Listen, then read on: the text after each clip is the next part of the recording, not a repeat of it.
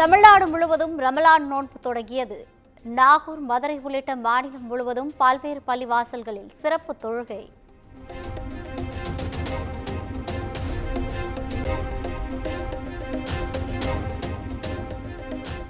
காசாவில் தற்காலிக போர் நிறுத்தம் செய்வதற்கு இஸ்ரேல் ஒப்புதல். ரமலான் பண்டிகையை முன்னிட்டு அமெரிக்காவின் கோரிக்கையை ஏற்றது.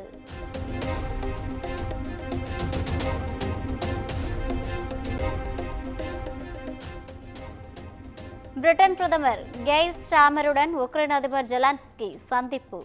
புதிய ஆயுதங்கள் உற்பத்திக்காக 24,000 கோடி ரூபாய் கடனுதவி வழங்கியது பிரிட்டன்.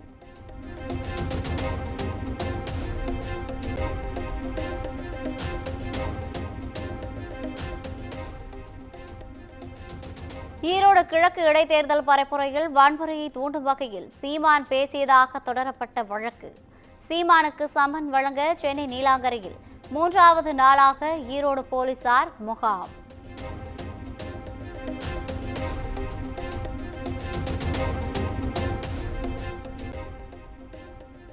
தமிழக பள்ளிக்கல்வி பாடத்திட்டத்தின் கீழ் +2 பொதுத் தேர்வுகள் நாளை தொடக்கம். மாநிலம் முழுவதும் 3,316 தேர்வு மையங்களில் சுமார் 8 லட்சம் பேர் தேர்வு எழுதுகின்றனர்.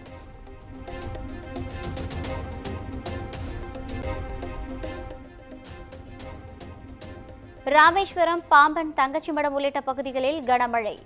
மக்களின் இயல்பு நிலை பாதிப்பு.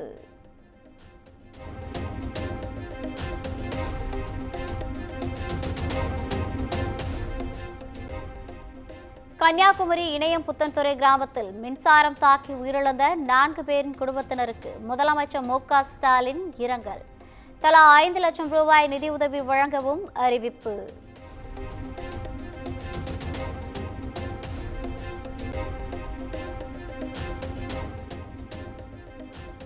பிரதமர் மோடி, அமித்ஷா, நிர்மலா சீதாராமன் ஆகியோருக்கு தமிழ் பிடித்திருந்தால் தமிழை 2வது ஆட்சி மொழியாக அறிவிக்கலாமே. அமைச்சர் ஏவா வேலு கேள்வி.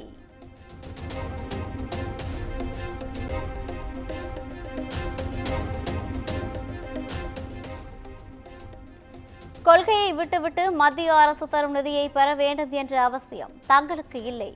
சென்னை சைதாப்பேட்டையில் நடைபெற்ற நிகழ்ச்சியில் அமைச்சர் அன்பில் மகேஷ் பேச்சு.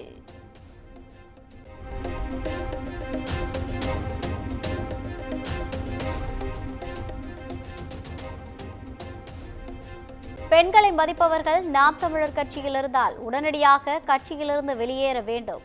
சிபிஎம் மாநில செயலாளர் சண்முகம் வலியுறுத்தல்.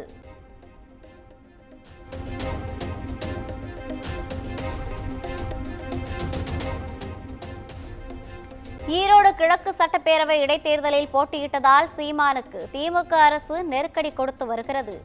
அதிமுக முன்னாள் அமைச்சர் கடம்பூர் ராஜு பேட்டி.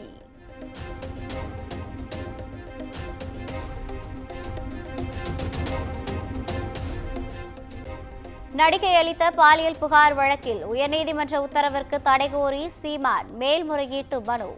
உச்சநீதிமன்றத்தில் நாளை விசாரணை நடைபெறுகிறது.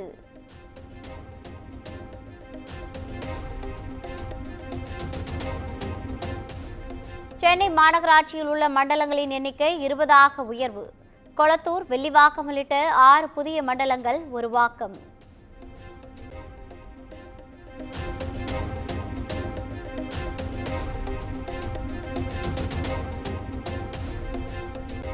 பத்து, 11, 12ஆம் வகுப்பு பொதுத் தேர்வுகள் தொடர்பான புகார்கள், ஐயங்களை தெரிவிக்க உதவி எண்கள் அறிவிப்பு. மாணவர்கள், பெற்றோர்கள் பயன்படுத்திக் கொள்ள பள்ளி கல்வித்துறை அமைச்சர் அன்பில் மகேஷ் அறிவுறுத்தல்.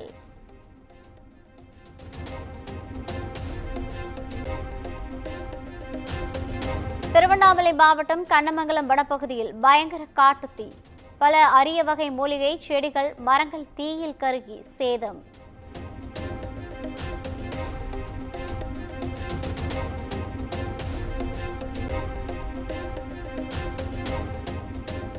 பழனி அருகே மகளிர் சுய உதவிக் குழுவில் பணத்தை பெற்றுக்கொண்டு தலைமறைவான தலைவி.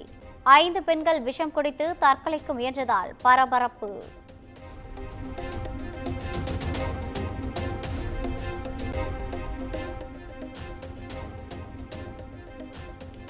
மணிப்பூரின் அனைத்து சாலைகளிலும் மக்கள் சுதந்திரமாக நடமாடுவதை உறுதி செய்ய வேண்டும். அதிகாரிகளுக்கு மத்திய உள்துறை அமைச்சர் அமித் ஷா உத்தரவு.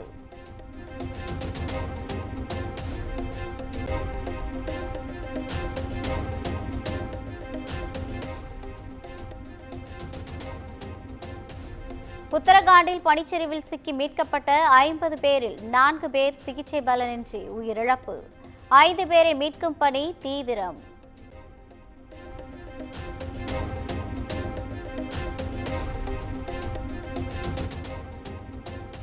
$6,471 கோடி மதிப்புள்ள 2000 ரூபாய் நோட்டுகள் மக்களிடம் இன்னும் புழக்கத்தில் உள்ளது. ரிசர்வ் வங்கி தகவல்.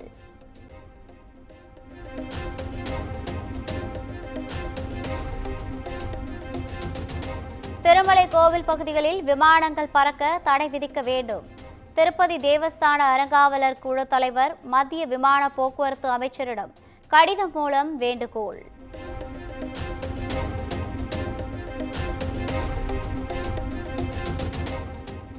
இமாச்சல பிரதேச மாநிலம் மண்டியில் ஒரு வார காலமாக நடைபெற்ற சர்வதேச மகா சிவராத்திரி கண்காட்சி நிறைவு விழாவில் சர்வதேச கலாச்சார அணிவகுப்பை ஆர்வத்துடன் பொதுமக்கள் கண்டுகளித்தனர்.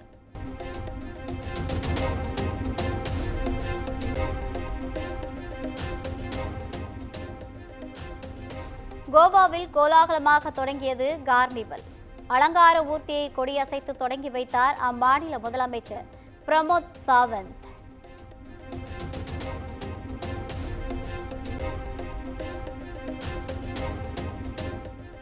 ஜம்மு காஷ்மீரில் கடும் பனிப்பொழிவு. வீடுகளை பனி சூழ்ந்துள்ளதால் மக்களின் இயல்பு வாழ்க்கை பாதிப்பு.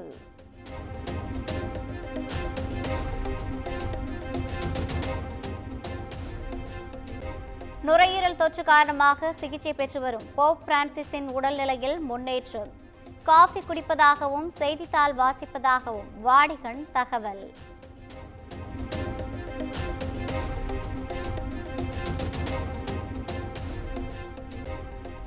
பொலிவியாவில் 2 பேருந்துகள் நேருக்கு நேர் மோதி கோர விபத்து. 37 பேர் உடல் நசுங்கி உயிரிழப்பு.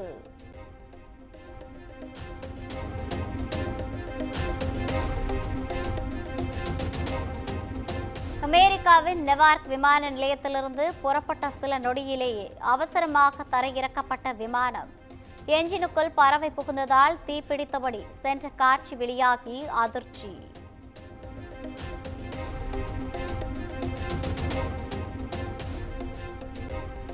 ஜப்பானின் ஒகுனாடோ பகுதியில் கட்டுக்கடங்காமல் பற்றி எரியும் காட்டுத்தீ. ஹெலிகாப்டர் உதவியுடன் தீயை கட்டுப்படுத்த போராடும் தீயணைப்பு துறையினர்.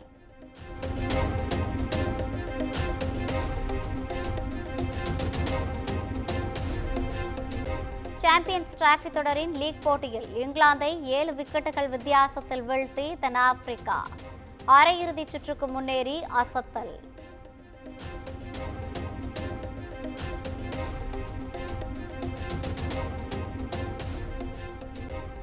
சாம்பியன்ஸ் டிராபி கிரிக்கெட் தொடரின் கடைசி லீக் போட்டி. துபாயில் நடைபெறும் போட்டியில் இந்தியா நியூசிலாந்து அணிகள் இன்று பலப்பரீட்சை.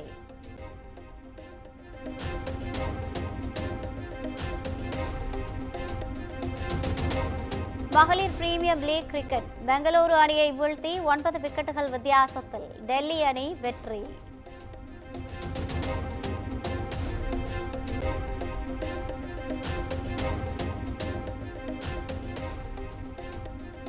பிராக் மாஸ்டர்ஸ் சர்வதேச செஸ் போட்டி 3வது சுற்றில் தமிழகத்தைச் சேர்ந்த பிரக்யானந்தா வெற்றி.